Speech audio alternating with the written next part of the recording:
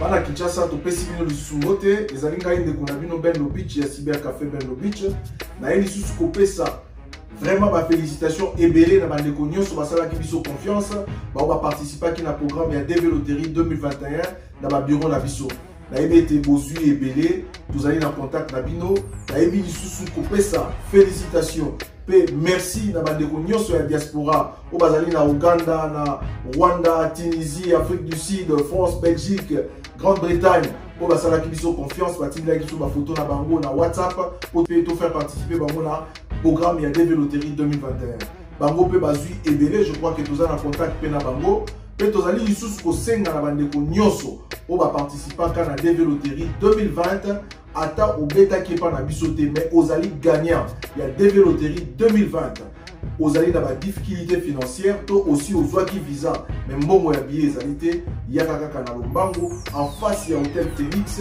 bureau na biso ezali wana okozwa lisungi na yo pe tozali ko rappeler na bandeko nyonso o bazali de par le monde na Kinshasa mais bazali na posa ya koya na États-Unis pour visiter États-Unis koya na cadre touristique koya na cadre des affaires na cadre des études bazali le bienvenu na ba bureau na biso pona osunga bango na ba procédure nyonso to pesi bino merci. Merci et merci encore.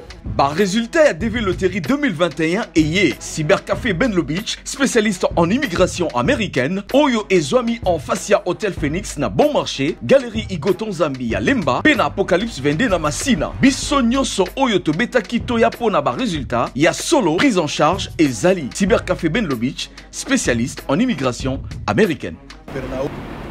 Très bien. Mbote Labino.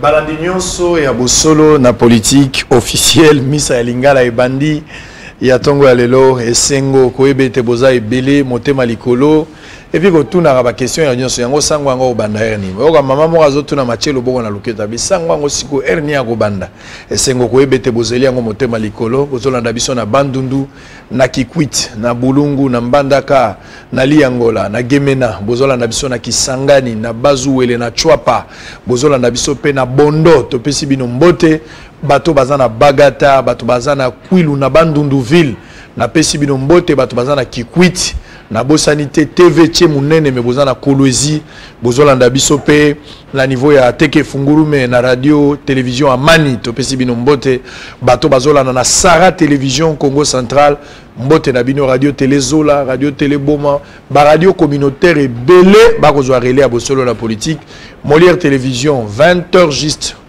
na canal SAT Bosolo la politique Bobo Sanate que Nsingi télévision prendra le relais à partir de 22h30 Kinactu à Kozonga à partir à 15h Bosolo la politique l'isolo ya politique mais betango na lingala pour moi c'est un lunda recevoir Mama Malewa bango nyonso bayoka Boza ebele peut-être lobby tant to bandaki émission bato batunaki émission à Chibola et les gars lobby Chibola azalaki invité à Bosolo la politique lobby bozalaki des milliers de Congolais bao bolandaki bozo senga pe rediffusion oui tokotala na mesure du possible ndenge ni tokosala rediffusion wana mutu na mutaza na conclusion na makambo Chibola lobaki lobby mais eza saison à liboso bato nous abi ote okati mabe na kati émission te mais quand même procès pe à 100 jours ya caméra bane aussi la jour moko te donc makambo Chibola eza lokola procès à caméra nous allons la première audience, nous allons la deuxième audience mardi prochain.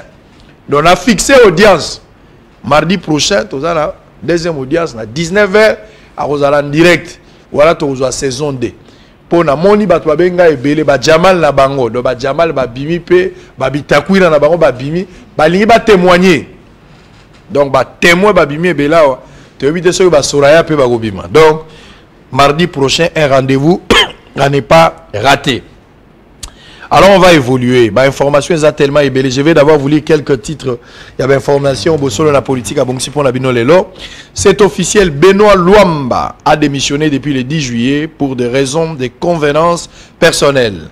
De ses fonctions du président de la Cour constitutionnelle annonce la direction des communications de la présidence de la République. Donc Benoît Luamba et si à Lungwenaye. Donc polémique est zalaté. Boyoki ndenge bandeko bakumiao.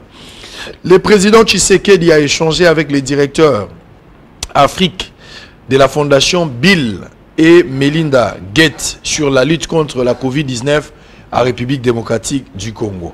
Le dossier Vital Kamerhe est fixé pour le 24 juillet à la cour d'appel de Kinshasa. Donc, Makambo Kamerhe appelle pour la Kobo il y a 20 ans. Tomata Likolo et Gosalama Mokoloyo il y a le 24 juillet. RDC, Assemblée nationale. Une question d'actualité adressée au ministre de l'EPST sur les dispositions prises pour la reprise de cours. On avait entendu parler la fois dernière que cours Ekoki Kozonga probablement les 21, le 22, on parlait du 21-22. Mais Ndenge toujours que dans Makambo le 21, le 22, c'est-à-dire la semaine prochaine. Mais rien ne nous rassure que classe Sango Kozonga. Parce que même Yeba Konga, ministre Sango Nazo Lukae, Mazo Kima, na Luka Didier Boudi Mundenge Moko. Quand vous avez cherché à nommer Bino, voilà, gentil, coupé, ça va tout emboter na balabala. Maintenant qu'on a besoin de vous, Willy Bakonga, Didier Boudimbo, vous avez comment on a pour donner des informations fiables. Bana Batouba foutu la classe, Covid-19. Maintenant, fixer l'opinion. Vous êtes dans l'impossibilité de communiquer pour fixer l'opinion. On a besoin de vous.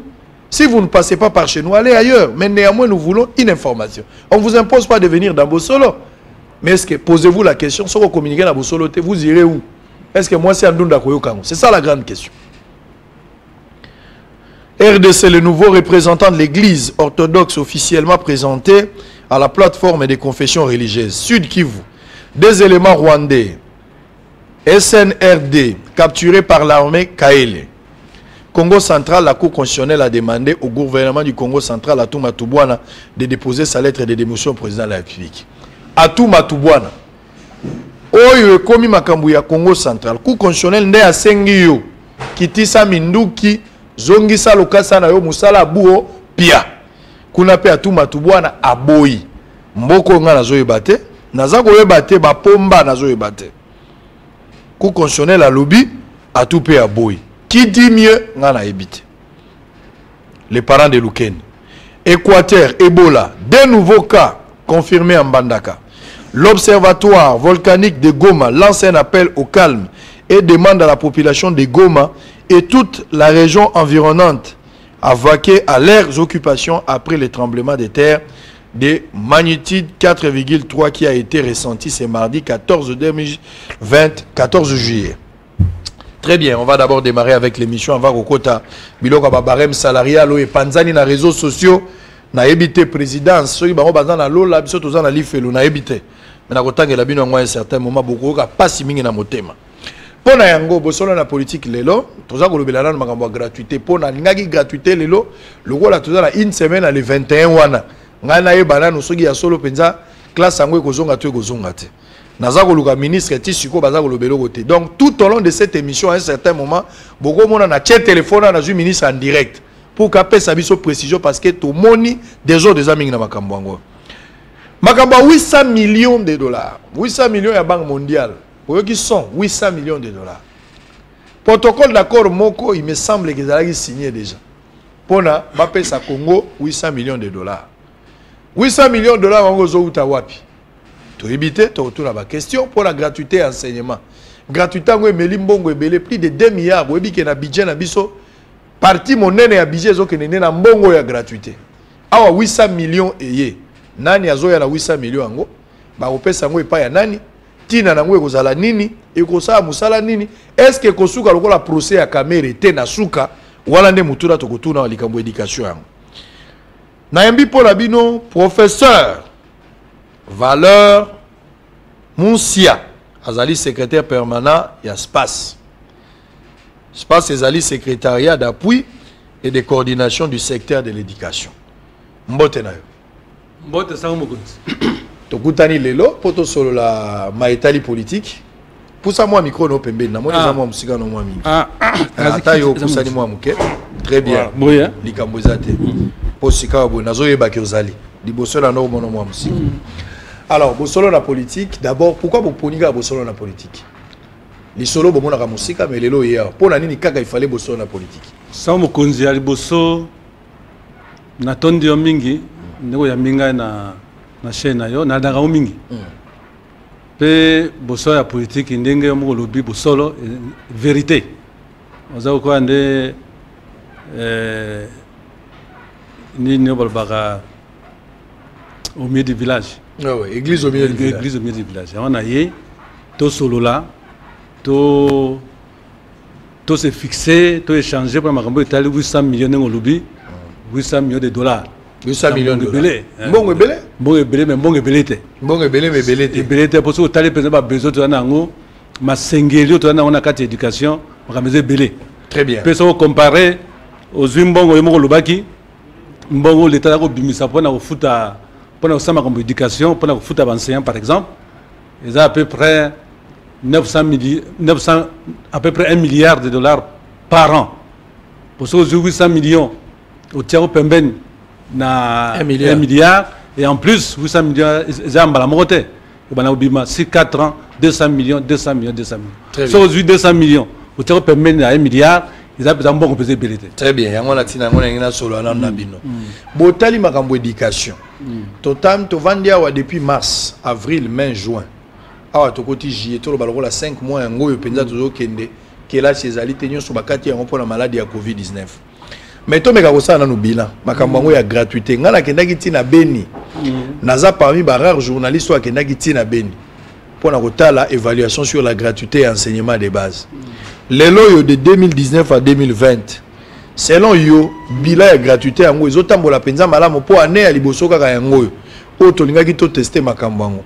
Mais 5 mois peut to tangité déjà année comme na souka c'est que to tangaki 4 mois donc to loba année penza na mobimba nyonso ese sili ndenge nini omoni gratuité etamboli malamu soki etamboli malamu côté nini yo ko rassurer bato ke etamboli malamu soki etamboli mabe ben insuffisance eza na scanning gratuité il faut to situer makambo na contexte obombaka makambo te gratuité za réforme mo munene oyebi ka ba étude de salami au niveau international, même au niveau de Mbuka, tous à peu près 4 millions de bana dans la classe pour les parents, les boti, les kokite à foot à frais scolaires.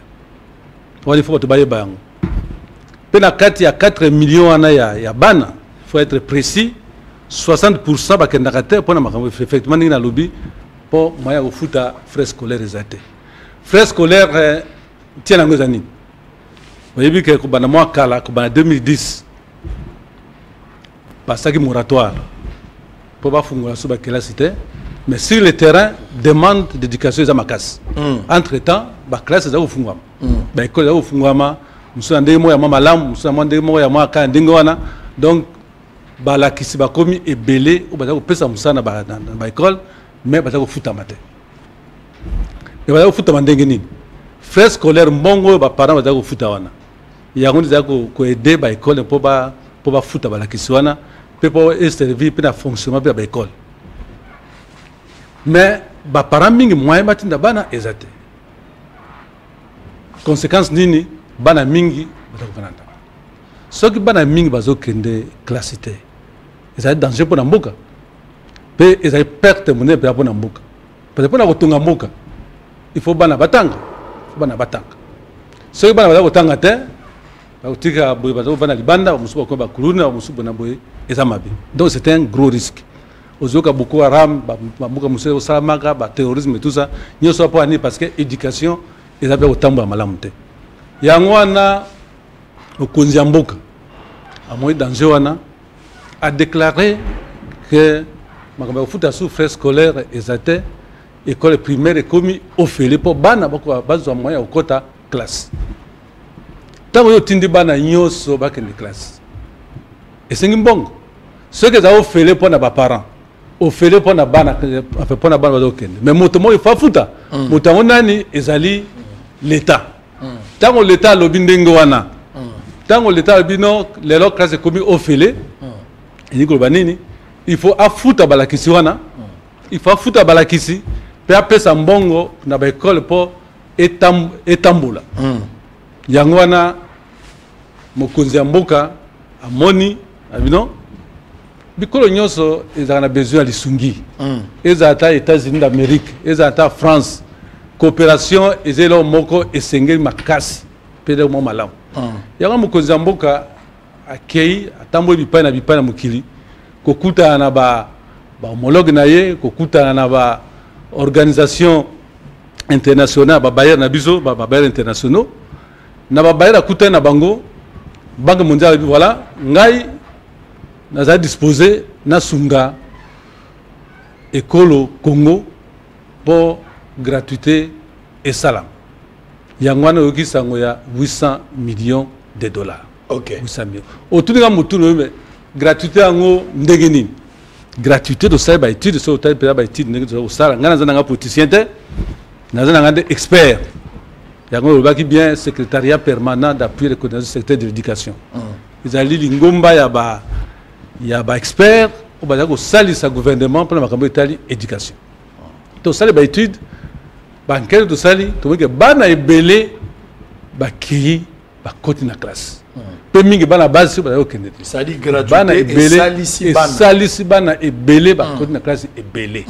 Yango kasi problème ya linde que bana ebele bao batanga kité bazuma baku ya kokota kelasi sikawa mais balakisinde lolenge ya kopesa bango misolo nde pusanité pamba te moko lobiawa et sika na kelasi yo bana bazalaka 30 mais na gratuité bana bakomi 200 molakisa zako be moko et futeli yo bafutaki molakisi tango bazalaki na bana 30 et sengele pese makasi tango bana bakomi 200 molakisi a évolué na le meilleur na été mais tandis que bana nde bakomi ebele aspect wana botenir compte na ngote na comité na place ya ministère peut-être pour les ministères te kasi na kopesa quand même yano yano zandegendi omoni etumbali bozo zakini ba futa balakisi o baza ko sa musala ko bandakala mais ba futa makate mukonzi mboka pesa ki mitindo lobi ba futa ba enseignant bengi ba NP ba non payé ils ont ya primaire ils ont ya secondaire ba futa maki bango nyos alors but so habite il faut futa pe ba enseignant o bazwaki sima na tango ya moratoire o ba recensaki na unteme bazaka me ko pesa quand même cours il faut ko futa bango banque mondiale oui na ko ça peut école na ko ça peut gouvernement pour na ko futa ba enseignant ba bengi ba NU mais pour na ko futa bango papa il faut besika bazalit donc ba recensaka bango souté depuis des années.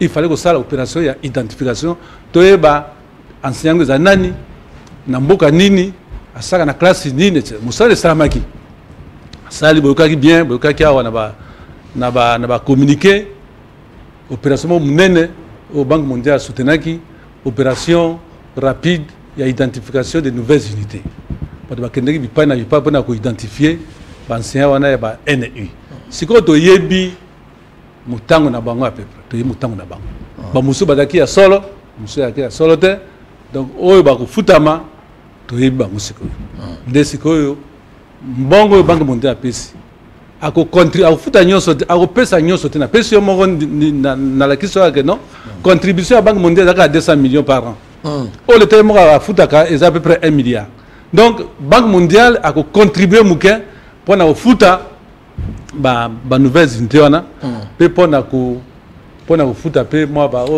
parce que pardon mais ko futa ngeza boete tozo ma 800 millions kasi to ko balika mongo te na zela nano yoko memanga na usu zela tozo solo kanga pe na peso nzela na lobi boy o tango zolo be la Banque mondiale o betinga lo kwamba na liso Banque mondiale bato bakomi omone lokwa lokuta pamba te na yebi que ba retraité belé na fonction publique surtout na secteur ya santé bayaki ko koma bango belé balobi bato mbule leki esengeli babi mabake de retraite bato belé ba soit penza recensement makambo nyonso mais tisika wa esengeli ba futa bango bakene une année depuis bato wana ba déclarer bango ba retraité ba ozaka mbongo po bakene ba pesa bango te pona nini Banque mondiale akokisi makambo ya lobagite eloko nini salami pota kokisa te eza gouvernement muta bloka Banque mondiale to Banque mondiale nde apesaka lilaka mais azana makoki kokisa yango te ça mokuzi tu es ma éducation ngana sala kunete ngai tika kana nzela ya éducation tunanga mituna makambo tali éducation na yebi informer na te oya kunanga na yebi yango te très bien alors la lingi siko tokota non maman na likambo penza 800 millions 1 million, 2 millions, titre comme à 800 millions. Soutien à Banque mondiale, la gratuité et enseignement. Ngala ngina yeba. Mbongo wana ya 800 millions tozo lobao. Tozo beta lisolo ya mbongo moto akolokota. To eza penza mbongo ekoya to esi ekomi. Mbongo ango.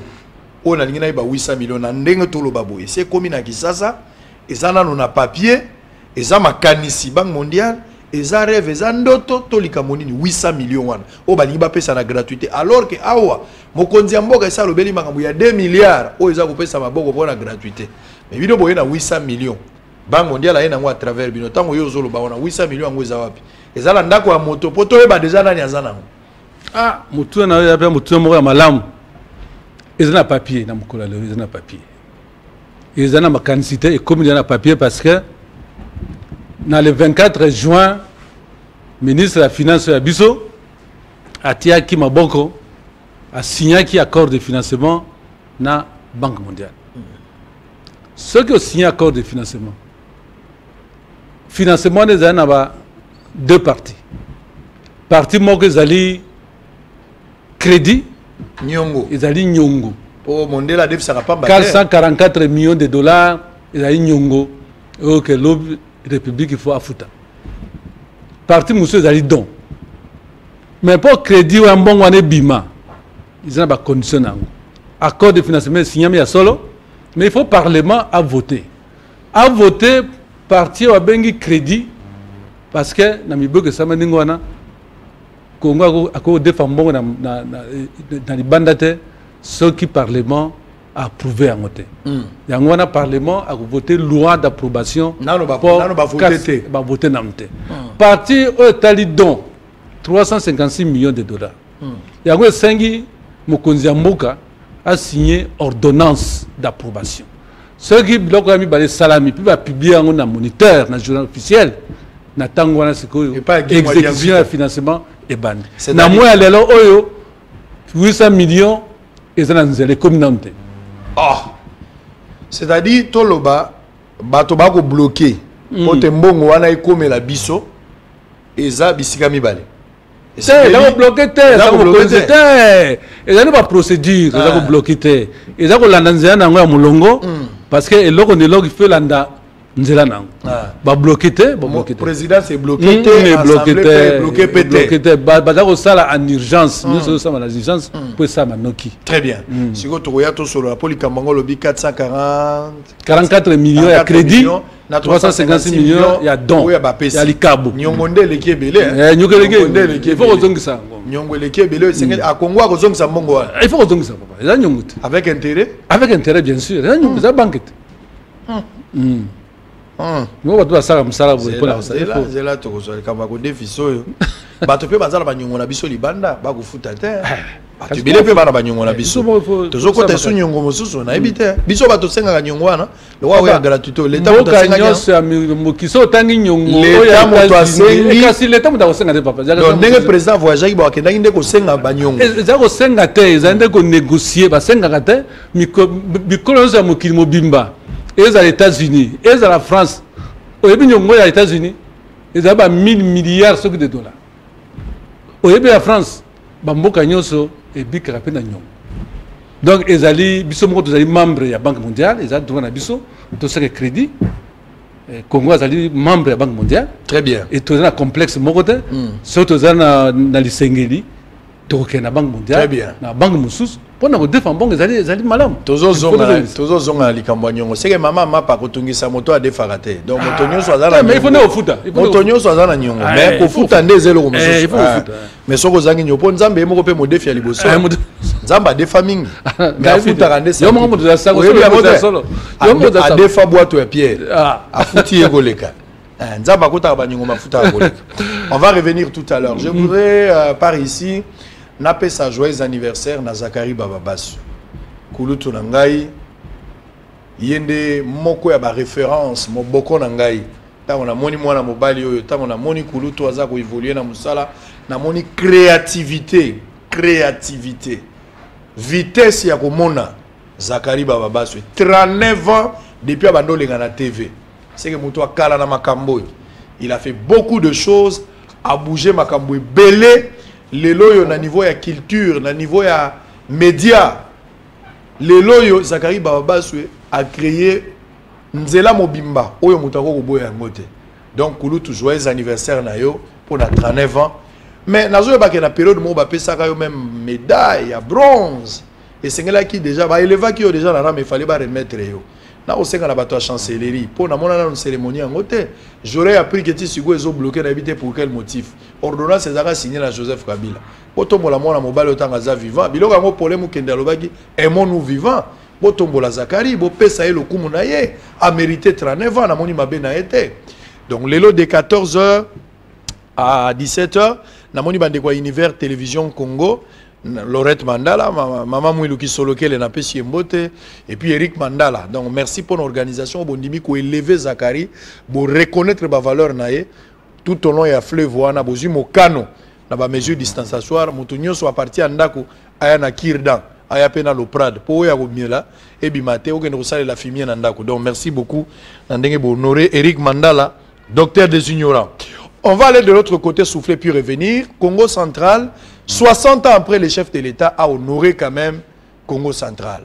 A honoré Congo, mais plus particulièrement Congo central, parce que Bomoni Awa, Papa Kasavubu Azala qui président Liboso, il y a Biso Awa, na Lisolo na ndenge tobe taraboye. Papa Kasavubu, 60 ans après Babibisi, héros national.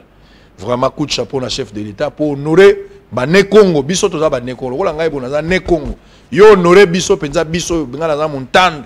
Bande ko nanga nyoso azali banyanga honoré Biso. Et ça Biso bien.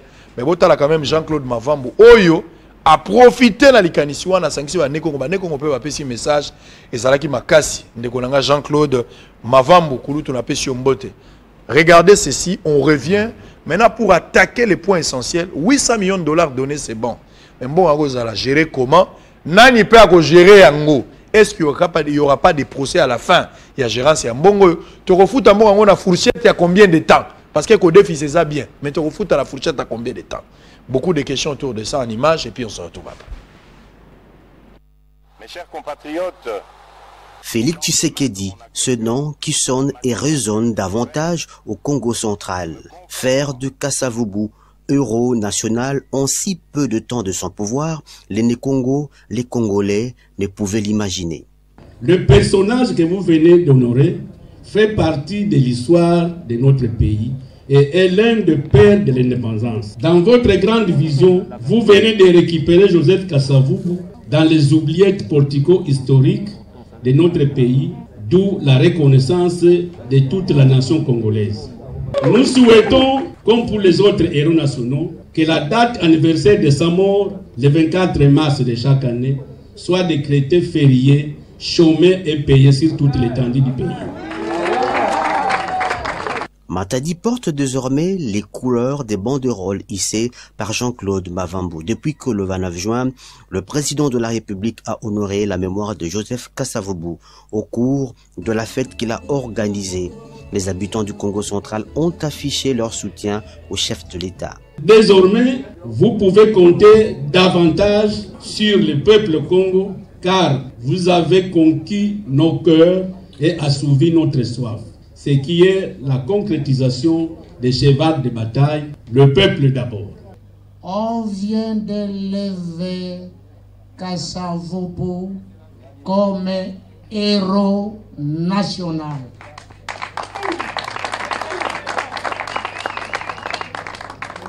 Ça ne peut pas passer sous silence.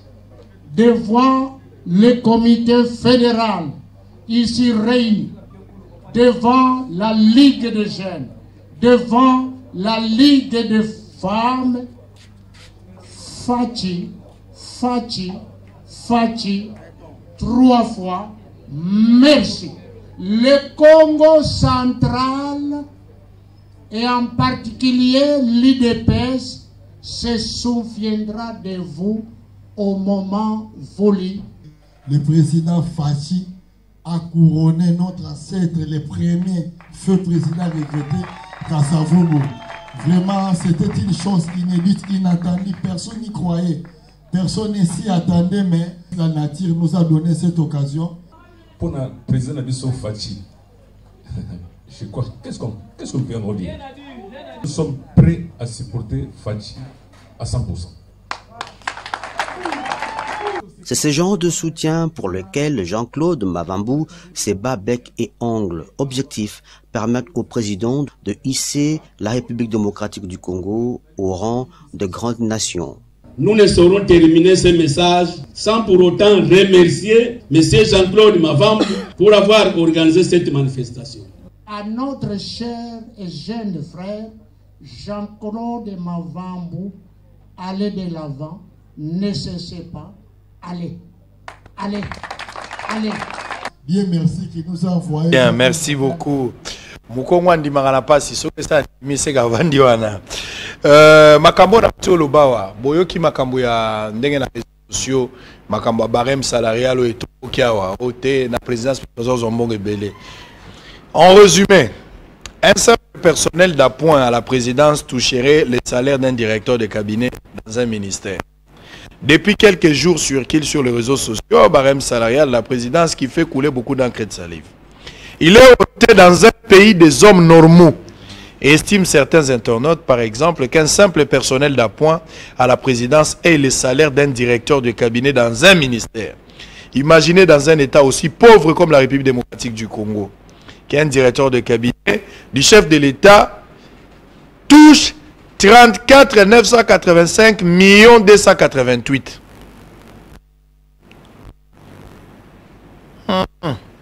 32 millions de dollars pour le directeur du cabinet adjoint. 28 millions pour le conseiller spécial. Au représentant envoyé spécial. En outre, à en croire ces barèmes, si le directeur de communication, l'ambassadeur itinérant, le porte-parole du chef de l'État toucherait chacun 27 400 le secrétaire administratif, le trésorier général, le chargé des relations publiques, par contre, touche 12 700 Pardon. Ce qui est chiffre est solo. Ce qui est solo, chef de l'État, pardon. Pardon. Je me rappelle que Vital Kamere n'a pas samba na pour ça lobby. A bongola kimbongo et fouteli yaba toi présidence a triplé yango et koma kimbala misato. Ce qui est yango pardon bolongola mbongo. Ce qui fonctionnaire ayo ki yango akokufa. Ce qui fonctionnaire ayo ki on entré akokufa pardon bozong sa mbongo wana na se. Mbongo eleki ebele. Ndeko toza kokoba. Boso toza kokoba ndeko Valère Musia. Olobaki na biso bapesi 800 millions. Motuna nanga yaki monene 800 millions wana. To yebi ke ndambo eza nyongo mosusu eza ya kokaba. Mais motuna d'abord ndenge to aliao. Mbongo yango to kofuta yango tango lobi o ya ko defisa. Kozongisa yango, to kozongisa boni pe ko sala mana tranche boni. Sali to kofuta nyongo wana na motango boni pe ko sala boni ya likolo esengeli to zongisa. Wana o yebite? Wana yebite wana etali bongo ministère ya finance. Ba onde ba négocier ba kambo etali ba intérêt de ga zongisa bongo ba échéance. Wana sur ka ba consommateur. Mbongo wana ko sala gérer boni. Mbongo wana mutu wana ya malamu. Mingi. Mbongo wana ezana kabo mibale. Ikabo aliboso ezali oba bengi appui budgétaire. Ezali mbongo ekouta na banque, na compte ya banque et na trésor pour esalisa ekokota na panier commun wa bengi budget ya l'État. Ikolo wana oya mbongo ya l'État ekoti na kati. 700 millions. Tout le monde na misoute. En tant que couleur nango, eza la président, eza ministre ya EPST. Moto moka ko mona ngo azate. Mbongo ne ko sani. Banque azuma ba mesure moka le voilà. Il faut assurer que mbongo wana e ko comme la enseignant. Azuma ba mesure moka pa ba que bon, ce qui projet ici, ce financement ici, ba enseignant ba futam na mbongo wana. Ba continuer ko futa bango. Yango alu voilà, to gérer on dégidi. To gérer un système ya deux façons. Il y a liboso, il y a les paiements remboursement. D'abord l'État est moi ça makasi. Le cas ba nouvelles unités baza ko zela wana. L'État ça makasi a futa bango, soit futi bango, banque a ko vérifier. A que tina ba école ko tala. Est-ce que liste avec étudiant ya ba enseignant nouvelles unités. Oh baba ba futa bango, est-ce que ba futa mi solo? So ba futa mi solo. Azimbongo a versé le trésor public à Zongis Bongo. On a banque à sûr que ba compte na fichier de paye. Ba ko bimaka sauté. Et là ko ali busu yango. Ya mi balé. Ezali gestion ba bengi na poto gestion axée sur les résultats. Au moins 700 millions autour de Béliouane. Et tu as combien? Tu as 100 millions. 100 millions et et pour renforcer, pour tomber l'éducation. Pour financer la mesure, la réforme, pour tomber l'éducation. De sorte que à lobby, soit financement. Mais si l'éducation est tombée, et koba, ça là. Tu que pour les enseignants, il faut que les enseignants. Il faut que les enseignants. Pour moto, il y a déjà une opération d'identification. Pour la foot bien, il ne faut pas que les enfants aient des ordres. Il faut école, pour la foot, il faut répondre à besoins réels sur le terrain. Il faut que les cartes scolaires. Bon, l'espace est oyo. Tu as déjà l'école autant. Est-ce que c'est autant que l'école est-ce que parce que nous allons passeurs, parce que nous allons députés, il faut que l'école soit non. Ça dit il faut répondre à l'État et à la privée. Bakosa na mbongo wane kosenga ni bakosala o babengi recensement physique ya l'école nyonso. Pe bakosala o babengi na lopoto identification biométrique. C'est que moyen au cause il y a enseignants nyonso. Na ils à la privée, ils à l'État. Kako ya l'État. Kako ya l'État. À l'État. De sorte que o to bengi ya ni renforcement système.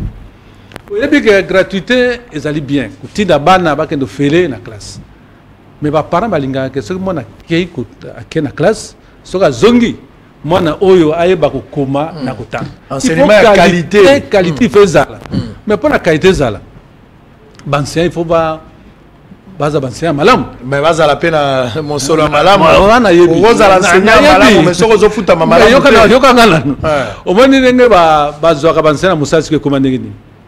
Enseignant qui ming bezara bazaka misu makasi akoye pa directeur akoye pa préfet son de konaï son de bazuye abatumsa et vous asundé ngona sunde il faut ba norme ezala il faut moi concourir za poto ba que non enseignant za ko zo enseignant ouais s'occuper na ba na biso na classe il faut enseignant mo penzo ya bien ou ya mayele ya ngwana to ba ko installer système une réforme et vous a que sikoyo pour recruter enseignants, recruter ça sur la base de mérite, sur la base de la compétence.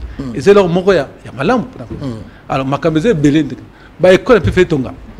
Parce que, bon, là, il y a classe. C'est-à-dire, jusque-là, pour le moment, il y a banni tête surtout dans l'enseignant combien? Bozana. Si, il y a banni. Enseignant boni. Enseignant est banni. Bozana, papa. Bozana ngote.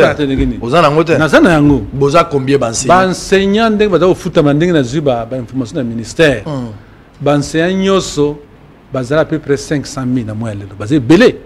So zuba oyo bafuta mina onte ba bengi ba nouvelles idées so sangisi bangwana. Bazé belé. Bazé. Na kati wa siko tukuta. Mais ba bazo futa matende ba leki belé par rapport à ba futa masiko ndenge to salaki ndenge ba salaki nini recensement. Recensement est bimisaki enseignant à peu près 390 000 nouvelles unités. Mais na kati wana il y a manger à boire. Il y a manger à boire, c'est-à-dire bazako ça na école oyo bazako ça na école oyo l'état a autorisé quitter. Pour toyoka ki mikolo oyo même la communauté ba autoriser. Oyo azaka na posaka que bon bazaka na école privée de quoi gratuit pe kodi siko ba komi siko pe ko tunda pe ba école. Pour to mona ba to mosu pe to mona ki bazala ba école privée mais ceux qui ba komi ba kondi ba ko kamata ba enseigner na bango bien que bazala privé ba komi si bango le quoi ba enseigner à l'état. Non, ils a ndengo na te, ils a boité. Ceux qui école za ki privé. Écotique à privé. Ceux siko opérateur wana à Lembi.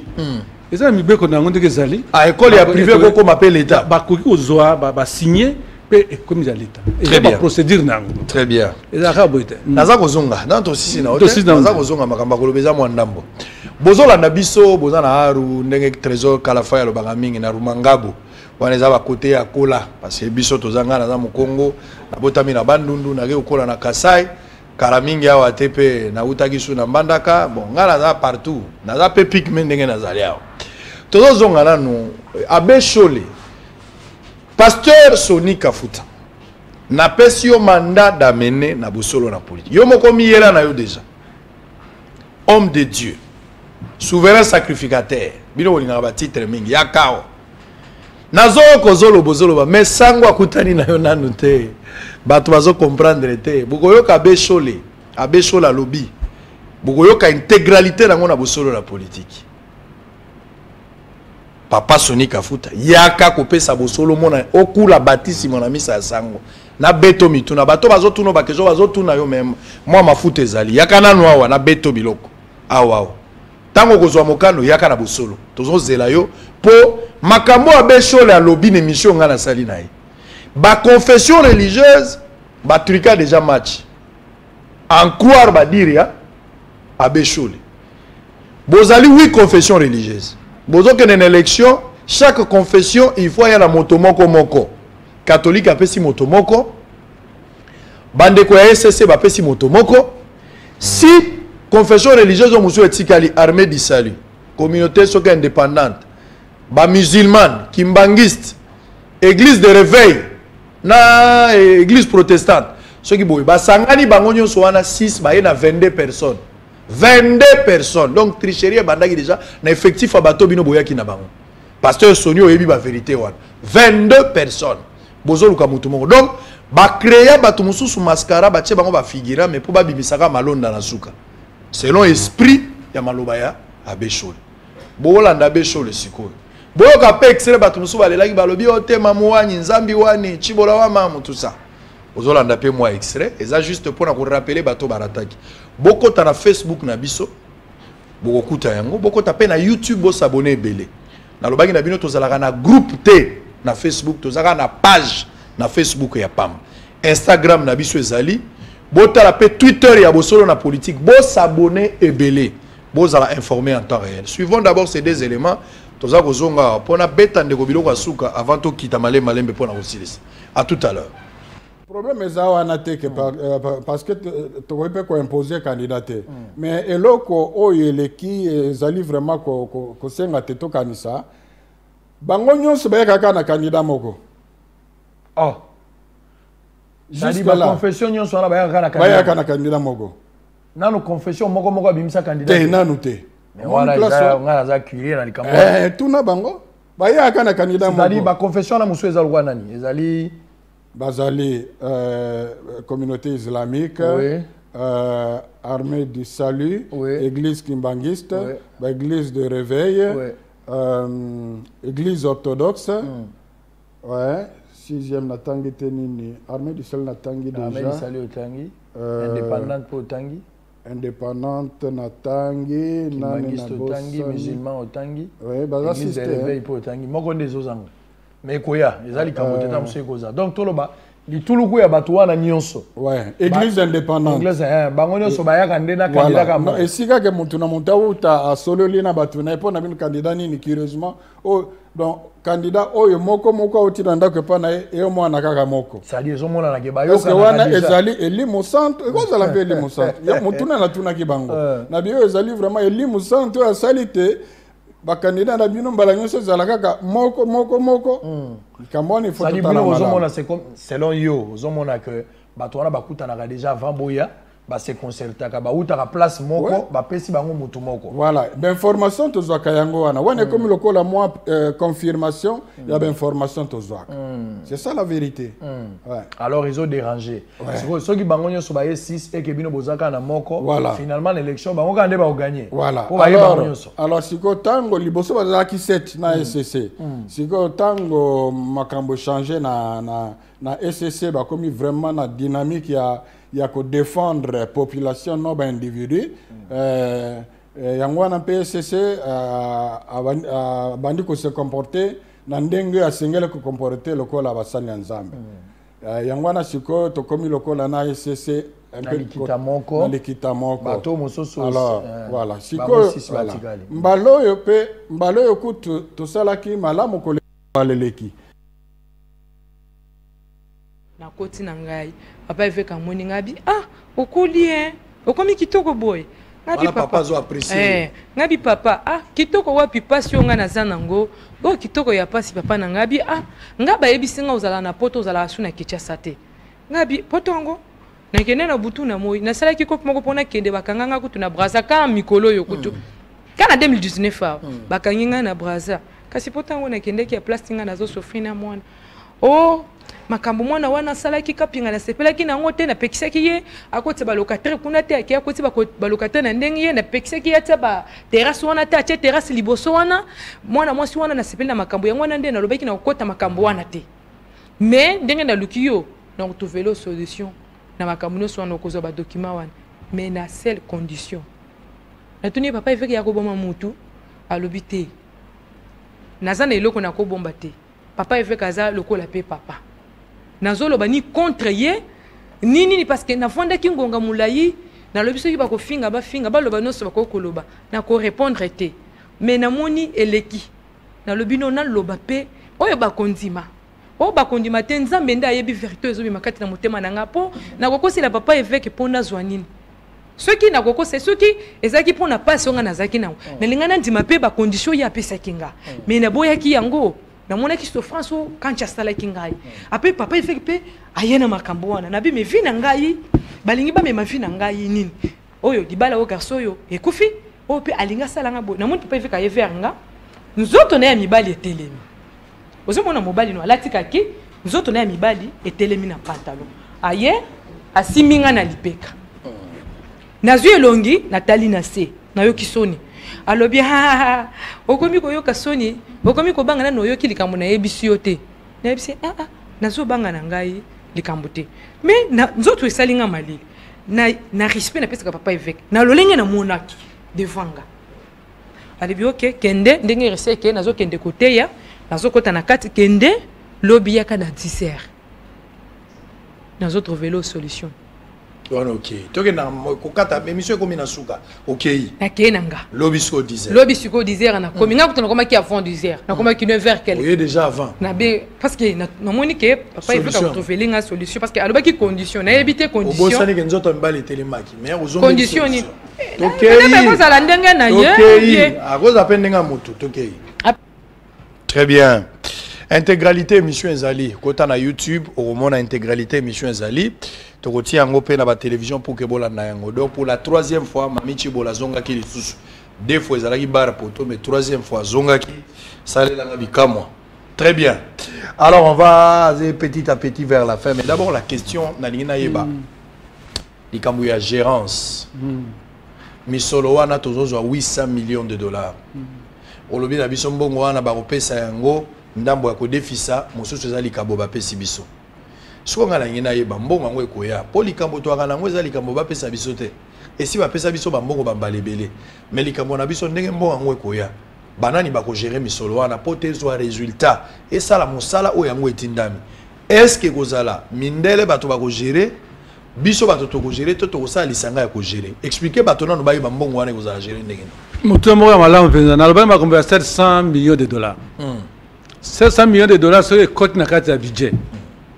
Et kolanda ba procédure oyo ndenge mbonga lete bimaka. Ndenge do futa ba lakisi et kolanda ka ndenge ba futa ba lakisi lelo ba bank na bank etc. 100 millions de dollars tikali. Ba ko recruter ba cabinets internationaux pour yemo ko yebi mbongo ya Banque mondiale so ngoko amuta ya mbongo. Ko mbongo na mbongo ya Banque mondiale. Pour Banque mondiale ezana ba procédure milai. Pour la zone musala, il faut lancer appel à candidature mokili mobimba. So pour utiliser mbongo, audit indépendant ezakoya. Donc il y a un bon monté que vous avez tiré ba tiroir na yo pour ça. Ba recruter un cabinet international indépendant pour gérer mbongo. Et vous avez que mbongo ministre EPSP a gérer yango. Akomona kutu langue akomona kutu langi na ngote ozolo balika mo indépendant ba kozaka ba congolais to mindele ba ozana kozana ba congolais na mindele sikamoko na mindele sikamoko donc ngana komona mbongo wana te ministre akomona kutu kudara mbongo wana te babo maye pamba te mbongo wana ko servir pour la gratuité ya mbulo bon yokana et ko servir pour la gratuité ya mbulo te ezali pour 4 ans so zui mbula auto banda 2020 2021 ah vous en êtes pour la boulot 2020 2021 2019 c'est les 2020 2021 2021 2022 2022 2023 2024 siko et d'abord moi pas débloquer en ndegini papa banque albi voilà ngai pona débloquer mbongo oyo et quand on a trésor public, il faut bosser la makambo boye pour renforcer l'éducation na bino. Ce que le résultat boye. Na pes exemple. Mbongo wana ezali ko servir pour bana bakenda classe mingi. Bano bakenda classe te bakota. Banque pas bimsa mbongo pour futa banse, il faut bossa tala. Est-ce que bana penza ya solo baké classe pe batike na kati ya classe. Azu année de référence 2000 année moko 2018. Ko bana 2018 ti na 2020 bana boni bakoti effectivement la classe. Akosa ba enquête na ye, bakosa collecte ba données. Ba le bibo so bana baleki 1 million na 10 provinces par exemple. So baleki 1 million. 1 million wana ya bana ça correspond à 60 millions de dollars. Mbongi bim. Ce qui botie mibeko poko bana moya lelo. Balakis. Ba recruter bango na ndenge muta lingite, faut pas tia ba norme ba tia mibeko. So la monique effectivement na ba 10 provinces wana. Baba niko recruter ba enseignants d'après leurs compétences, si la base de leur mérite. A moni yango a recruter ba cabinet indépendant de vérification, avec une agence indépendante de vérification. Pour aucun tala.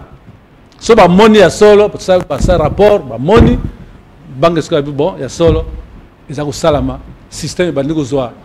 Et ben nous avons renforcement mondial, Banque mondiale a travaillé tant que le bilan kamba ko futa ba enseignant a travaillé en collaboration na ba banque oyo ya biso awa na kati ya mbongo e code na trésor public papa et code na trésor public mais ce que pour ça sûr que mbongo wana et au représente ko ça ba enseignant ouais alors voilà pour na tia yango d'abord yomo gouvernement il faut tia maboko ouais ça montre que effectivement ba nouvelles unités à que vérifier. Allez bon, bah, une nouvelle idée, bah, autant, est-ce que vous foutez déjà combien? Sera monnaie à solo, qui n'a pas école, à vérifier que l'État a fout à travers ma banque au Tozana. On est allé la procédure. L'État parce que ma banque. L'État a un service naïe, et ça contrôle. Cours de compte des alliés et bon, ça très bien. On a su comme la banque est soutée. Voilà. Naza la plainte ya batu belé, surtout na likamba ba banque, bande ko ya bandundu ba benga kinga e belé pour na makambo ba mbongo. Et c'est l'État fungola na no misu. Banko yo bafutaka bato soki nani e banko tembe.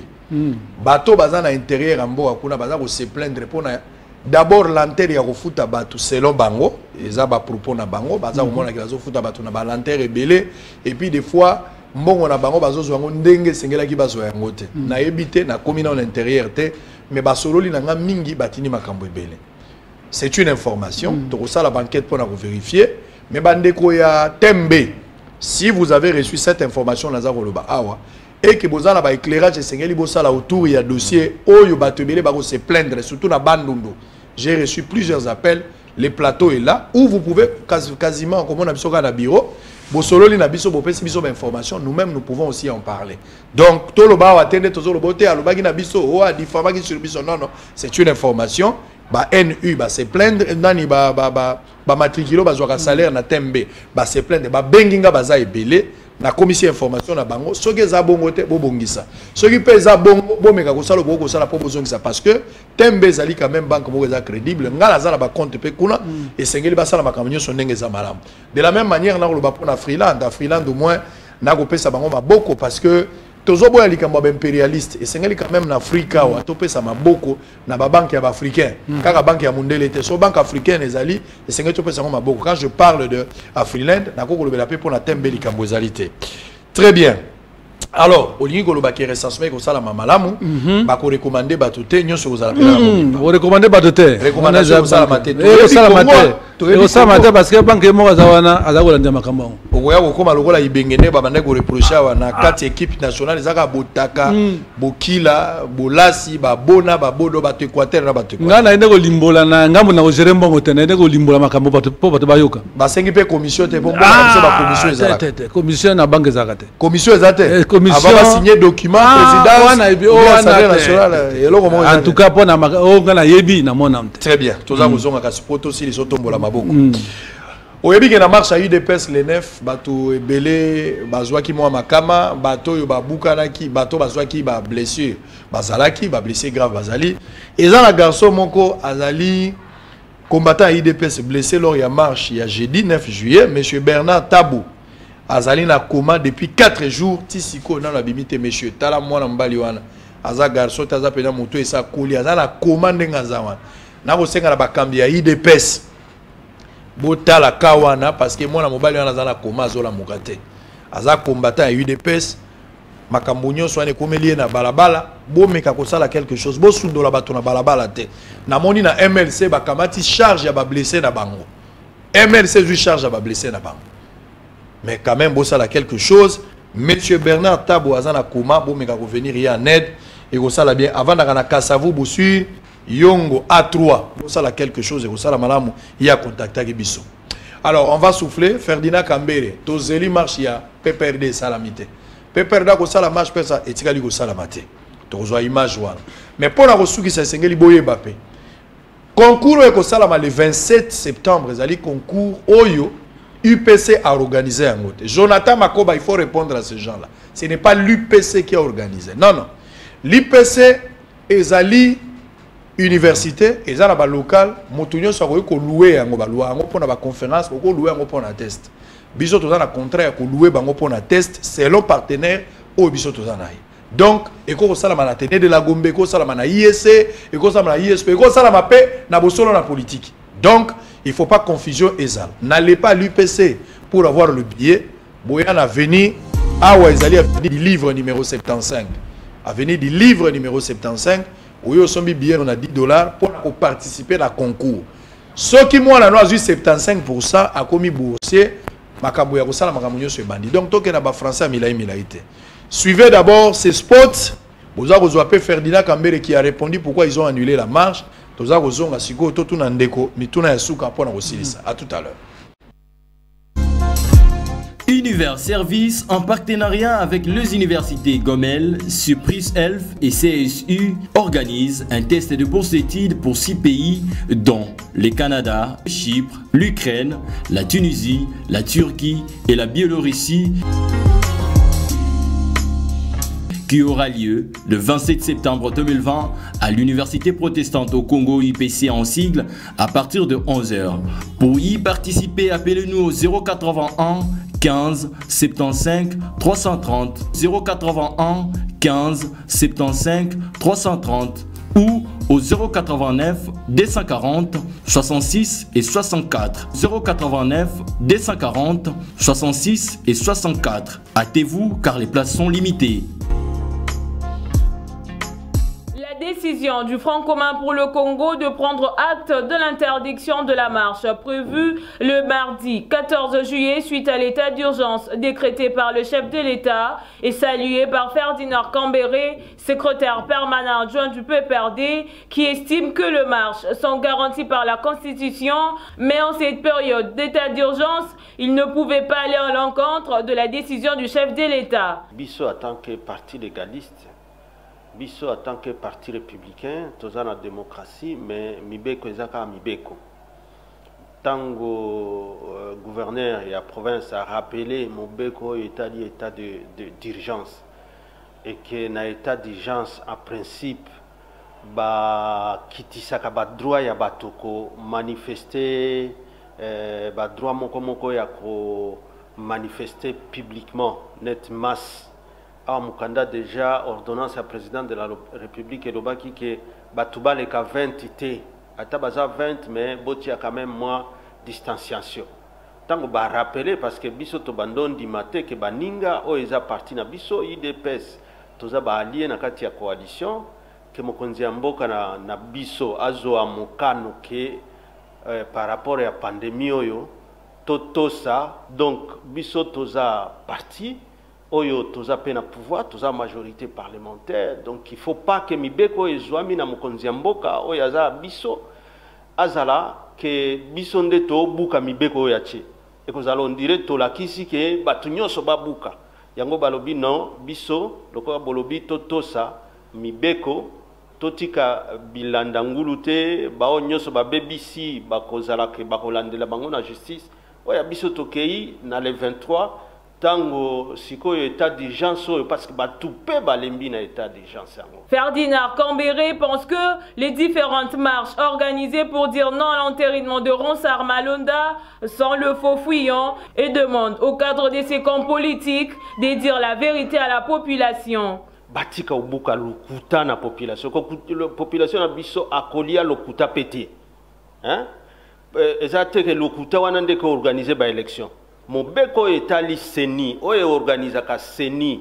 Mobeko wana article 10 na article 24 okoyo mona ke poste ya président ya seni eza poste ya nani ya société civile mais siko na lingomba nango muke oyo ya ba confession religieuse. Mais siko tango ekwei ke Rosa oyo aza parce que aza candidat ya catholique te parce que aza candidat ya ba protestate bien que catholique fidèle lokolanga awa sikoyo et abimi sikoyo ababimisi mto FCC. Signalons par ailleurs que la marche du FCC aura lieu le 23 juillet prochain pour soutenir les institutions du pays. Très bien, on a fini. Fondation Alpha Matrix, ezali fondation ezali salisa bino, bozali na ba problème na justice. Babotolo lupangu, problème moko muta menacé yo, bato baza ba pomba, ozoko akobuna likambo ozoko kate, bozana ba problème sérieux na justice mais bozana misolote. Boko ko contacter fondation Oeza na avenue Colonel Ebeya, numéro 3 na rez-de-chaussée, il y a hôtel Ave Maria, référence croisement avenue Colonel Ebeya na Kasai. Kamata numéro à téléphone, zwa sikoy boy. 099, yom tozola na ngana ndako komi 099 50 OK 20 et puis 745 099 20 099 pardon 50 20 745 okogisko ko kamatango facilement pour na ba problème nyonso bozana mona justice.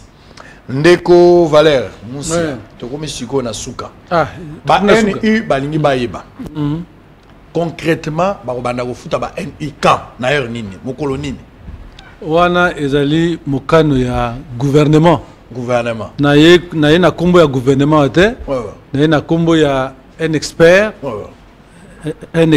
ya gouvernement ya ministère ça dit en résumé tombola na kasuma boko poto sisi loko ah c'est dit ah mais c'est comme na suka et comme na suka ozana loko mso ko lobetika ah kasna mal ba moko na lobati loba bon bato baye ba que tombola nde maboko na tuma maboko gratuité ezali réforme moko munene mais ezali pe na ba besoin ebelé réforme nyonso ezoaka ekendeka malem po eloko abengi kombo gratuité eza kobenda makambo mosusu fo kotonga baekole fo bansenya bafutama ifo balakisi batangisa bango bien très bien eza makambo ebele eza kosenga misolo ebele yango wana toza kosenga ezala baexpert biloko ya biso boye tozali eza baexpert oyo internationaux basungaka biso baza kosenga na gouvernement na badéputé batia mosolo ebele na éducation parce que éducation ezali nde mama ya bascience mama ya makambo nyonso makambo nyonso ebandaka na éducation so olingi démocratie esala mabe ndenge okoza koloba wana ndenge tozali na bilili il faut bato batanga so olingi que climat ezala préservé so tolingi bakulu na bazala te so bato bazwa misala malamu il faut bato bana batanga très bien donc olobi eza kosenga mosolo ebele olobi na biso ke bazopesa biso 800 millions mikanda esi ekomami etikali ensemble à voter et puis président satia mokoloto pote tozwa mbongo yango 800 millions mais chaque année tobanda kozwa yango 200 millions eza mbongo ebele eza pe ebele te na kati wana badefisi biso ndambo mosusu bakabeli biso yango wana mais oyo ya kodefisa nde eleki ya oyo ya kokaba yango wana nde olobi sango mokonzi merci mingi en tout cas na moyo président otongoli pe makambo ya bien très bien merci beaucoup papa Alita Chamala honorable Alita Chamala yemba nanga na ndako place ozali nalingi bato ebele bayemba Chancel Mbemba yemba Eric Mandala yemba boza ebele boyemba nano boyemba ebele to yemba plus blanche que la neige blanc plus blanc que neige blanc plus blanc que neige lavé dans le sang de l'agneau je serai plus blanc que la neige bato ebele batuninga mituna pona mambo ya Chibola na ebisi bino keza procès à Camere 2 donc lundi mardi prochain pardon bokozwa deuxième audience na fixé deuxième audience pour mardi prochain donc bozala kimia tokotuna mituna tokosala musalo toza kosala les journalistes n'a pas d'amis plusieurs rediffusions. On se retrouve demain à la même heure pour le même travail. Bye bye. Merci ça beaucoup. Merci.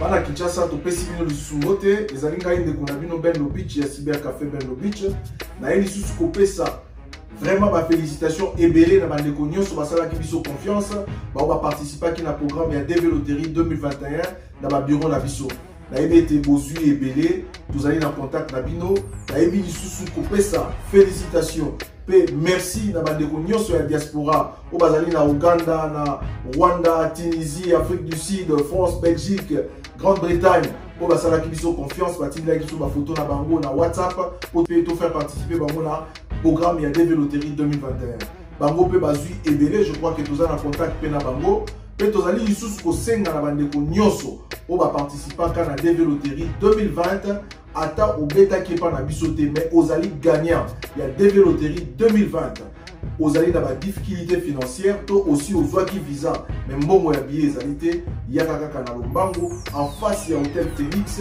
bureau na biso ezali wana okozwa lisungi na yo pe tozali ko rappeler na bandeko nyonso o bazali de par le monde na Kinshasa mais bazali na posa ya koya na États-Unis pour visiter États-Unis koya na cadre touristique koya na cadre des affaires na cadre des études bazali le bienvenu na ba bureau na biso pona osunga bango na ba procédure nyonso topesi bino merci merci et merci encore. Par résultat à DV Loterie 2021 et Cyber Café Ben Lobich, spécialiste en immigration américaine, Oyo et Zwami en Facia Hôtel Phoenix na bon marché, Galerie Igoton Zambia Lemba, Pena Apocalypse Vende na Masina. Biso nyonso Oyo to beta kito ya pona ba résultat, ya solo prise en charge et Zali. Cyber Café Ben Lobich, spécialiste en immigration américaine.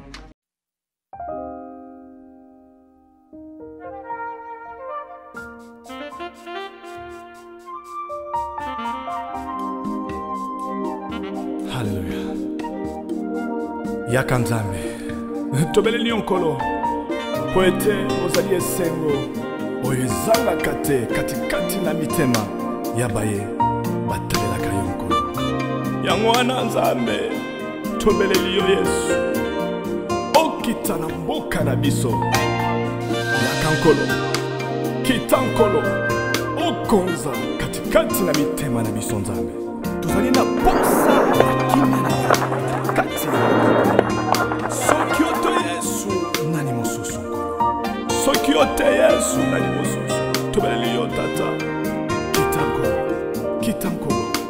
kita nkolo salela biso nkolo na yo pesa biso kimia na yo Nzambe merci Seigneur yaka Nzambe yaka Nzambe yaka Nzambe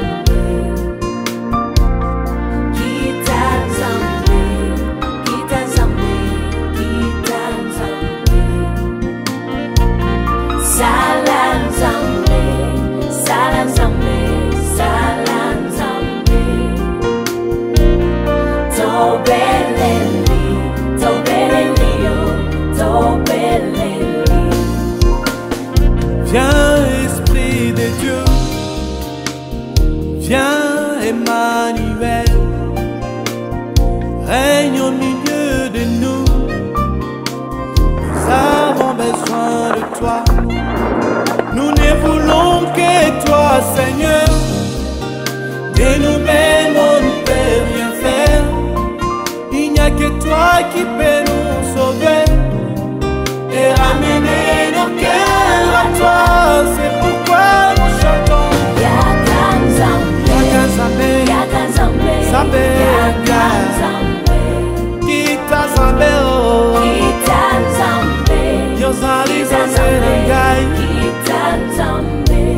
Sala Nzambe, Sala Nzambe, Nzambe na Sala Nzambe na Sala Nzambe, Tobe Tobe Lili, Tobe Lili, Tobe Lili, Tobe Lili. Loi kuma jawai, sabi mle bantu, nibitu bia bo yeso. Hey Nzambe wanye, adidye. Congo, toi, dis-moi. Tu es la coque Zambia. Congo, toi. Tajini, Chanza, Cheba. Yosali, Zambe, Oyokaka. Yakan Zambe, Yakan Zambe, Yakan Zambe, Yakan Zambe. Mufan mekuya. Uya baba.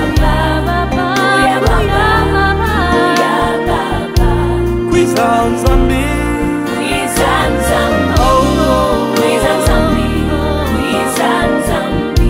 Yehowa lwakwe, lwakwe Nzambi, lwakwe Nzambi, lwakwe Nzambi. Yakaramboka na biso Congo, kwete kimia na yo, ezala katikati na biso, tolingi. Komona kembo na yo yao kita poete misala nyonso ya satana ezika na mboka Kongo soki tobeli yo te nkolo na limosusu toza na posa na yo papa yaka nkolo kwiza na bwala betu Kongo samunde mama nange ya vwanda kati na betu zona mona matondo nange betu mebondi lange Nzambi. Kuya Baba, tunatafuta mkono yako isaidia nchi yetu. Kuya Baba, tunalia sana, tunateswa sana Mungu wetu. Wako Nzambi wetu, tuweze la koko lusalweba ingasa weba munda mwajitunga jetu cha Kongo. Nzambi tuadili tuwakulombi masia, weke shangasa weba Nzambi tumona lusalweba. Kongo wetu yatwa mwana Lwakwe Nzambe, Lwakwe Nzambe, Kinshasa toleli mingi Nzambe, Yaka Nzambe, Yaka Nzambe, Beni Butembo tunalia Uya Baba,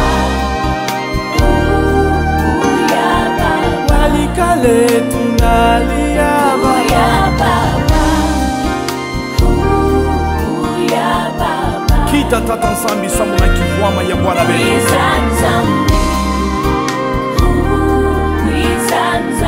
Ujima ikara na twadi Lwakwe Nzambe, Lwakwe Nzambe.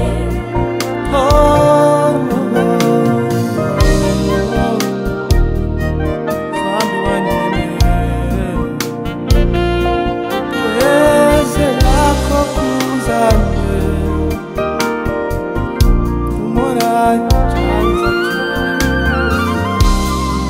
sala biso nkolongolo na yo tongi tomona loboko na yo na mboka Kongo zwa kembo pe lokumu seko na seko kweteza. Merci Seigneur.